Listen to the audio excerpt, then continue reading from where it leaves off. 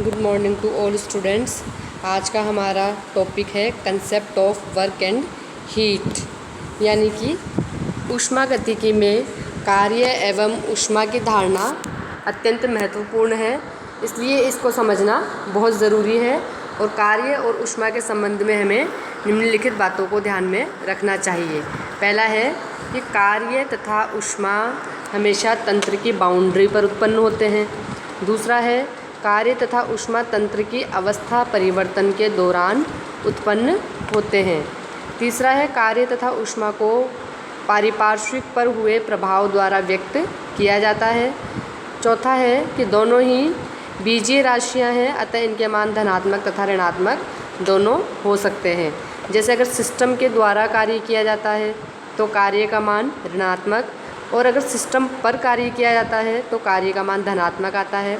इसी प्रकार अगर सिस्टम के द्वारा एनर्जी रिलीज़ की जा रही है तो प्रोसेस होता है ऊष्माक्षेपी एक्सोथर्मिक, और यदि सिस्टम के द्वारा एनर्जी गेन की जा रही है, अवशोषित की जा रही है, तो प्रोसेस होता है एंडोथर्मिक यानी कि ऊष्माशोषी।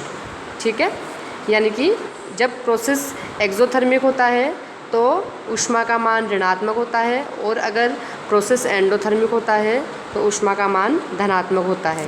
कार्य और ऊष्मा दोनों की अवस्था परिवर्तन के पथ पर निर्भर करते हैं, यानी कि वर्क एंड हीट दोनों ही अवस्था परिवर्तन के पथ पर निर्भर करते हैं। अर्थात ये अवस्था फलन नहीं है बल्कि क्या है, पथ फलन है, इसलिए इन्हें ऊष्मागतिक राशियाँ भी नहीं माना जाता है।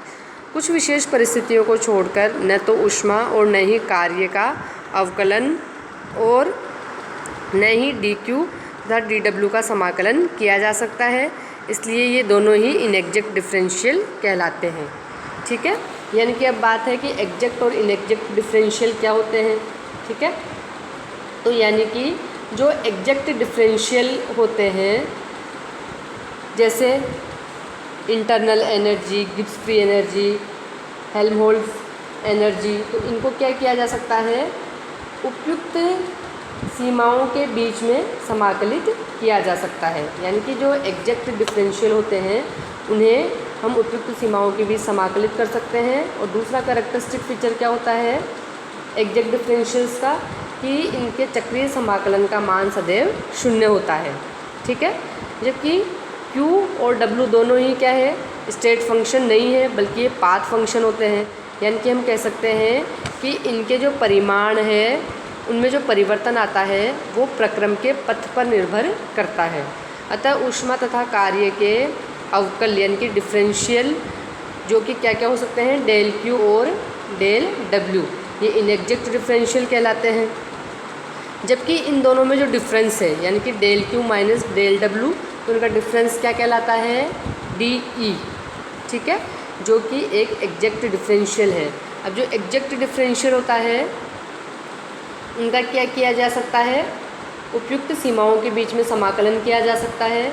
और एग्जैक्ट डिफरेंशियल का दूसरा कैरेक्टरिस्टिक फीचर है कि इनके चक्रीय समाकलन का मान सदैव शून्य प्राप्त होता है। जबकि कार्य और ऊष्मा दोनों ही इनएग्जैक्ट डिफरेंशियल है, यानी कि ये स्टेट फंक्शन नहीं है, पाथ फंक्शन है। यानी कि इनके परिमाण में जो परिवर्तन होता है वो प्रोसेस के पथ पर डिपेंड करता है। यानी कि हम कह सकते हैं कि इनके चक्रीय समाकलन का मान शून्य प्राप्त नहीं होगा। ठीक है, अब देखो बात कर रहे हैं हम कंसेप्ट ऑफ वर्क की। तो कार्य वास्तव में जो है आपके बल के प्रभाव को प्रदर्शित करता है। यानी कि हम कह सकते हैं कि किसी बाह्य बल के विरुद्ध कार्य होता है। यदि हम यांत्रिक बल के विरुद्ध कार्य कर रहे हैं तो उसे यांत्रिक कार्य बोलेंगे, वैद्युत बल के विरुद्ध कार्य कर रहे हैं तो वैद्युत कार्य बोलेंगे, गुरुत्व बल के विरुद्ध कार्य कर रहे हैं तो गुरुत्व कार्य बोलेंगे, और यदि हम दाब के विरुद्ध कार्य कर रहे हैं तो उसे हम बोलेंगे प्रसार कार्य। यानी कि प्रत्येक प्रकार का जो कार्य है वो दो गुणांकों के मल्टीपल के बराबर होता है। एक तो कहलाता है तीव्रता गुणांक और दूसरा कहलाता है धारिता गुणांक। तो तीव्रता गुणांक क्या होता है, यानी कि जिस बाह्य बल के विरुद्ध कार्य किया जा रहा है उसे हम तीव्रता गुणांक कहते हैं। जबकि धारिता गुणांक क्या होता है कि बाह्य बल के विरुद्ध कार्य करने से तंत्र में हुए परिवर्तन को हम धारिता गुणांक कहते हैं। यानी कि कार्य इक्वल टू तीव्रता गुणांक मल्टीप्लाई बाय धारिता गुणांक, जहाँ पर तीव्रता गुणांक है कि जिस बाह्य बल के विरुद्ध कार्य किया जाता है, जिस बाह्य बल के विरुद्ध कार्य किया जाता है तीव्रता गुणांक, जबकि धारिता गुणांक है कि बाह्य बल के विरुद्ध कार्य करने से तंत्र में जो परिवर्तन उत्पन्न हुआ है। ठीक है, तो यहाँ हम चर्चा कर रहे हैं प्रसार कार्य की, जो कि इसकी यूनिट होती है आपके जूल, और प्रसार कार्य जो है उसका तीव्रता गुणांक है दाब, यानी कि दाब के विरुद्ध कार्य किया जाता है प्रसार कार्य में, तो तीव्रता गुणांक हो गया। और जब दाब के विरुद्ध कार्य करेंगे तो सिस्टम के आयतन में वृद्धि होगी, आयतन में परिवर्तन होगा, जो उसे हम बोलेंगे धारिता गुणांक। ठीक है, तो अब चर्चा करेंगे यहाँ पर कार्य की विमाओं की। तो कार्य की विमाएँ जो होती है वो ऊर्जा की विमाओं के समान होता है, जो कि कार्य की विमा है आपके जूल, और CGS मात्रक में कार्य की इकाई अर्ग या डाइन गुणा सेंटीमीटर होती है। ठीक है, अब है आपके प्रसार कार्य, यानी कि वर्क ऑफ एक्सपांशन। तो यानी कि ठोसों तथा द्रवों में प्रसार कार्य गैसों की अपेक्षा बहुत कम होता है। ठीक है, यानी कि प्रसार कार्य की गणना सामान्यतः गैसों के लिए ही की जाती है, क्योंकि ठोसों और द्रवों में अणुओं के बीच में जो इंट्रामोलिकुलर फोर्सेस होते हैं वो बहुत ज़्यादा स्ट्रॉन्ग होते हैं, इसलिए उनमें कणों की गति नहीं होती है। जबकि हम कहते हैं कि गैसों में इंट्रामोलिकुलर फोर्सेस नेग्लिजिबल होते हैं, इसलिए प्रसार कार्य की गणना आसानी से की जा सकती है। इसलिए हम गैसों में प्रसार कार्य को दाब आयतन कार्य भी कहते हैं। ठीक है, तो अब अपन प्रसार कार्य को समझने के लिए एक भारहीन और घर्षणहीन पिस्टन लगे सिलेंडर की कल्पना करते हैं, जिसमें एक आदर्श गैस की निश्चित मात्रा भरी हुई है। अब हम मानते हैं कि गैस का दाब P है, यह दाब पिस्टन को ऊपर की ओर धकेलेगा। ठीक है, तो जब पिस्टन को ऊपर की ओर धकेलेगा दाब, तो पिस्टन को संतुलित करने के लिए माना कि उस पर बाह्य बल F लगाया जाता है। यदि पिस्टन का क्रॉस सेक्शन एरिया A हो तो बाह्य बल का परिमाण क्या होगा, फोर्स इक्वल टू प्रेशर गुणा एरिया। तो इस अवस्था में प्रतिरोधी दाब जो है वो गैस के दाब के बराबर हो जाएगा और पिस्टन का कोई मूवमेंट नहीं होगा, पिस्टन अपनी जगह ही स्थिर रहेगा। अब प्रतिरोधी दाब को अनंत सूक्ष्म मात्रा dP से अगर कम कर दिया जाए तो हम जानते हैं पिस्टन अनंत सूक्ष्म दूरी dl तक ऊपर की ओर सरक जाएगा, क्योंकि अपन ने बाह्य दाब को अनंत सूक्ष्म मात्रा dP से कम कर दिया।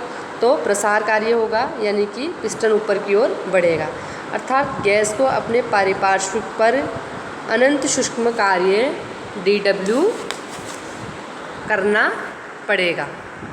ठीक है, तो इस प्रकार इस कार्य की गणना की जा सकती है, यानी कि कार्य इक्वल टू प्रतिरोधी बल गुणा दूरी। और प्रतिरोधी बल क्या होता है, प्रतिरोधी दाब गुणा क्षेत्रफल, यानी कि हम कह सकते हैं कि W बराबर P माइनस dP। ये प्रतिरोधी दाब आपके, क्योंकि आपने दाब को अनंत सूक्ष्म मात्रा dP से कम कर दिया, तो प्रतिरोधी दाब क्या बचा, P माइनस dP। ठीक है, तो यानी कि वर्क क्या आ गया आपके, A और dl का गुणनफल, यानी कि क्षेत्रफल गुणा दूरी, यानी कि आयतन आ गया।